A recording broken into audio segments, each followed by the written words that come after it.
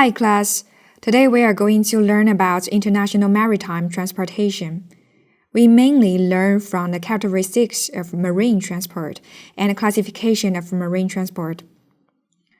Characteristics of maritime transportation. Let's start by looking at the advantages of maritime transportation. First, high capacity. Unlike trains and cars, maritime transportation is not restricted by trucks and roads. It can utilize natural waterways extending in all directions. Second, large volume. The carrying capacity of a 10,000-ton ship is generally equivalent to the carrying capacity of 250 to 300 wagons. Third, low freight. Maritime transportation has a large volume and covers long distance, which in turn leads to lower transportation costs per ton of cargo. Characteristics of maritime transportation.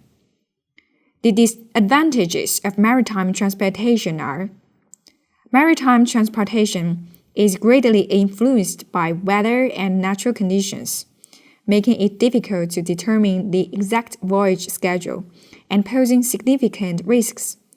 In addition, the speed of maritime transportation is relatively low. According to the survey, the speed of air transportation is approximately 1,400 kilometers per hour. Highway transportation is approximately 40 to 60 kilometers per hour. The speed of maritime transportation is approximately 18 to 28 kilometers per hour. After discussing the characteristics of maritime transportation, let's now move on to the classification of maritime transportation, mainly talking about liner transport and shipping by chartering. Liner transport, also known as scheduled ship transport, refers to the mode of transport in which ships operate along fixed routes and ports and charge freight based on relatively fixed shipping schedules and freight rates. Its characteristics are as follows. For fixed aspects: fixed sailing schedule, fixed shipping routes, fixed ports of call, and relatively fixed freight rates. Responsibility of the shipping company. The shipping company is responsible for cargo loading and unloading, and these costs are included in the freight. The shipper does not need to pay separate loading and unloading fees. Neither party calculates demurrage charges or dispatch fees. Both the parties have rights, obligations, and exempted liabilities based on the terms stated in the bill of lading issued by the ship. Liner transport is more flexible for carrying goods, regardless of quantity, as long as space is available. Freight quality is guaranteed, as the cargo is generally transferred at the warehouse in the dock, thus providing more convenient conditions for the shipper. Next, let's take a look at the shipping by chartering. Shipping by chartering, also known as tramp shipping, is a type of maritime transportation that differs from liner transport. Unlike liner transport, which involves pre-booking routes, ports, sailing schedules, freight, or rental fees, all of these issues are agreed upon by the charterer and ship owner through a chartering contract. The characteristics of shipping by chartering. Ship routes, transportation organization, and schedules are arranged according to the charter contract signed between the ship owner and the charterer. This type of shipping does not have fixed schedules, ports, or routes, making it suitable for transporting bulk cargo. Bulk cargo is characterized by large quantities, low added value, relatively simple packaging, and lower freight.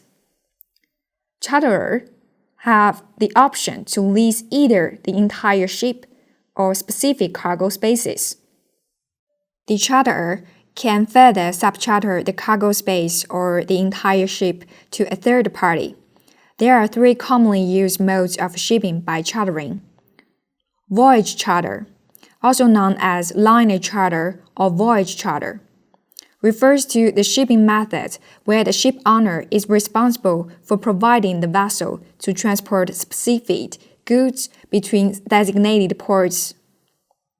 Time charter, also known as period chartering, refers to the shipping method where the ship owner rents out the vessel to the charterer from the specific period for transportation purposes.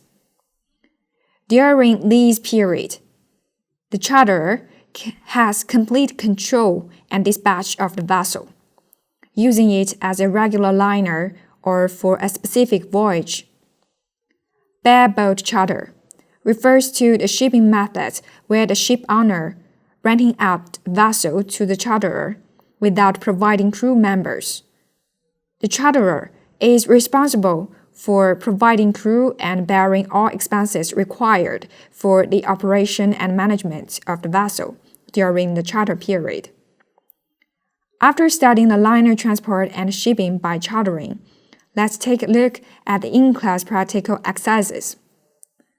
The options where the buyer is responsible for loading expenses are A. FOB liner term. We say it is the shipping company's responsibility, which is passed on in the freight. We should choose A, because the buyer is responsible for the shipment. B. CIF landed, not selected. C. Under tackle. The seller has no responsibility, so the buyer is responsible for it. The shipping company is responsible for loading and unloading in liner transport clauses. Here, the shipping company will pass on the expenses to the party paying the freight. Therefore, in option A, FOB means that the buyer pays the freight. We choose A. Option B refers to the port of destination with no loading expenses. Option C states that the seller is only responsible for delivering the goods to the load hook at the port of shipment. Therefore, loading is the buyer's responsibility. After completing the in-class practical exercises, we have left an additional exercise for you to improve after class. We encourage everyone to think deeply. Thank you for listening.